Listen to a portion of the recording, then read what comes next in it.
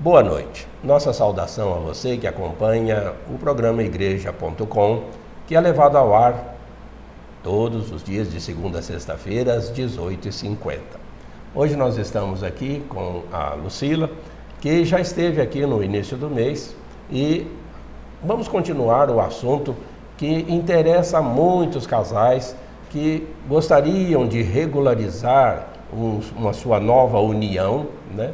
E às vezes fica, né, Lucila, se perguntando se a igreja anula casamento, que hoje a igreja anda anulando o casamento, e seria bom que você nos trouxesse assim, os primeiros esclarecimentos a respeito, né, dessa nulidade ou anulação do casamento, para que a gente fale também como que é esse processo e como que é o Tribunal Eclesiástico Diocesano. Boa noite.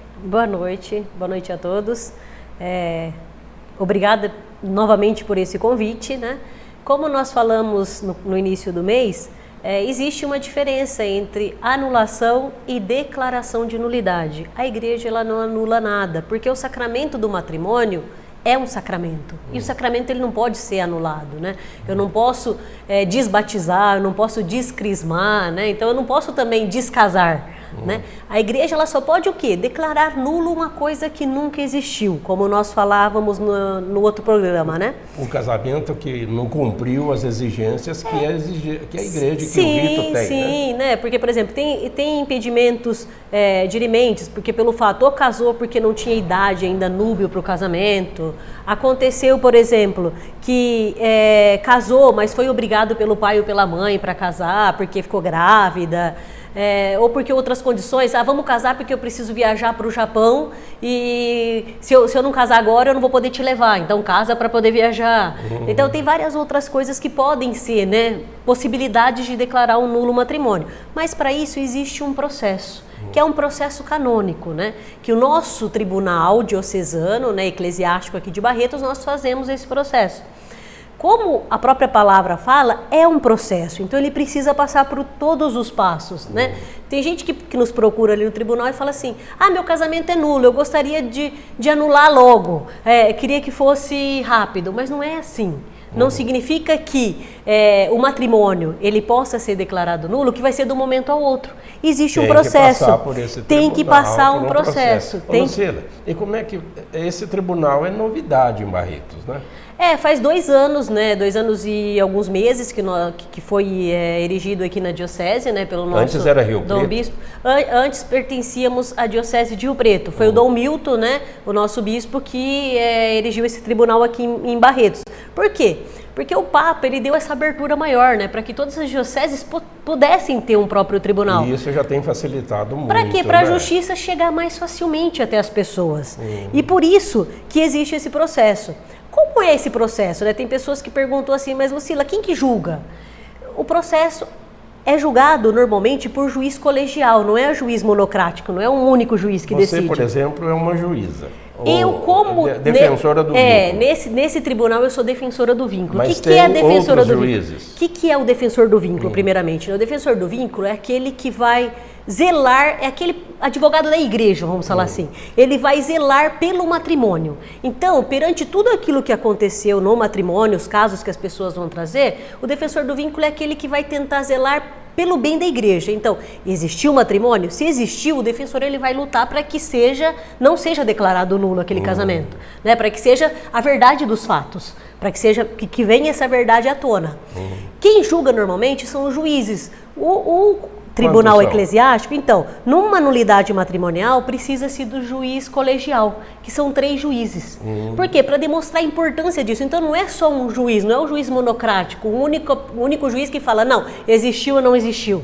São 3 juízes. Por quê? Para ter essa certeza maior. Qual que é a função de cada um? Então, normalmente é o quê? Né? Um processo, ele já quando inicia o processo, são declarados os juízes, que tem o juiz que é o relator, que é aquele que vai conduzir aquele processo, né? E existem os outros 2 juízes que vão votar também. Mas existe também os juízes auditores, que são quem? Quem vai ouvir as partes. Por quê? Como eu disse ao início, isso é um processo. Então segue toda a fase processual. Por seguir toda a fase processual, nós vamos ter primeiramente o quê?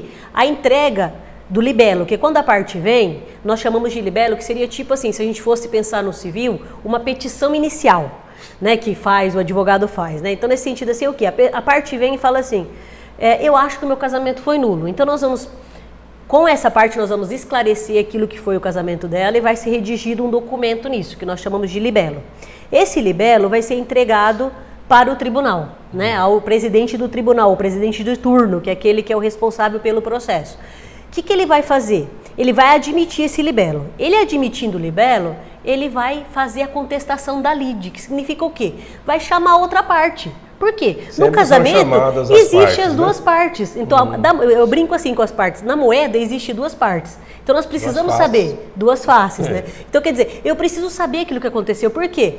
O senhor pode estar vindo falar para mim uma coisa que aconteceu no casamento do senhor, só que às vezes a outra parte, que é a mulher do senhor, vai falar diversamente. Então o tribunal a gente tem precisa esse ouvir as direito duas. de convocar testemunhas. Não é só o direito, é obrigatório. Dever, é obrigatório. Por quê? Porque a gente precisa saber aquilo que aconteceu realmente, né? Porque por enquanto eu estou ouvindo a parte daquele que veio, o demandante que nós chamamos, né? A pessoa que está demandando, que está buscando, o autor, né, da causa, aquele que está buscando.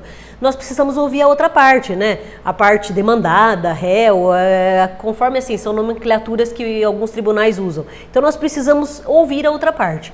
Ouvir dessa outra parte, Lucila, se ele é contra ou se ela é contra, o processo para? Não, não para, porque é um processo. Então ele precisa continuar.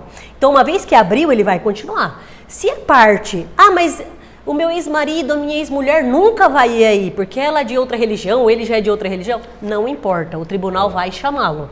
Se ele vier participar ou não vier, o processo vai correr normalmente. Mas nós precisamos chamá-lo para quê? É o contraditório e ampla defesa, né, que fala no civil. Nós precisamos dar à outra parte a possibilidade de se manifestar. É assim que funciona um tribunal.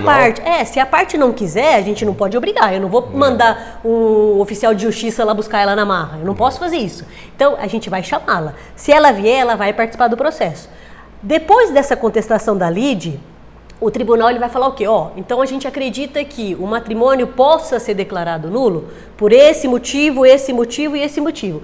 Esses motivos são tirados do Código de Direito Canônico. Então são motivos específicos que já tem no Código. Então nós vamos analisar. Vai se enquadrar nesse caso. Aí enquadramos 2, 3 motivos. Esses motivos depois a gente vai fazer um questionário que vão ser ouvidas as partes novamente, né? O demandante, a demandada e as testemunhas. Precisa de testemunha? Precisa, porque é uma coisa séria. A igreja não está brincando com o sacramento. Então, para a gente ver se existiu ou não esse sacramento, nós precisamos também de provas.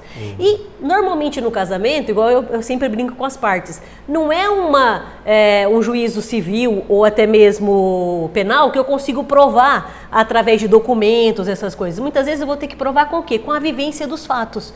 Então, é a partir daí que nós precisamos ouvir as testemunhas. Ouvidas testemunhas, o que a gente faz? Vai ser realizada depois a publicação dos autos, vai terminar a fase instrutória, aí sim vai para o defensor do vínculo para ele analisar aquele caso e depois vai para a mão dos 3 juízes que vão julgar o caso e vão dar a sentença. Se esse matrimônio possa ser declarado nulo, ele vai ser declarado nulo, ou se o matrimônio é verdadeiramente um sacramento, ele vai continuar válido perante a igreja. Você percebe que é um tribunal, é um processo, ele tem uma duração, mas nós não temos tempo hoje para finalizar esse assunto. Então, mais uma vez, fica o convite para a Lucila, volta aqui na semana que vem, para que nesse horário mesmo a gente possa dar mais esclarecimentos. Por exemplo, alguém pode ter ficado em dúvida se esse processo, que tem todas essas nuances, testemunhas para ser ouvidas, se vai demorar. Por exemplo, se demora o quê? 1 mês, 6 meses, 1 ano, 2 anos? Fica aqui o convite, então, para continuar nos acompanhando no programa igreja.com, sempre trazendo assuntos referentes aos valores cristãos para uma melhor caminhada da nossa fé. Nosso muito boa noite, fique agora, nosso agradecimento à Lucila, claro, ela vai voltar, mas fique agora com o boletim Lombardes News.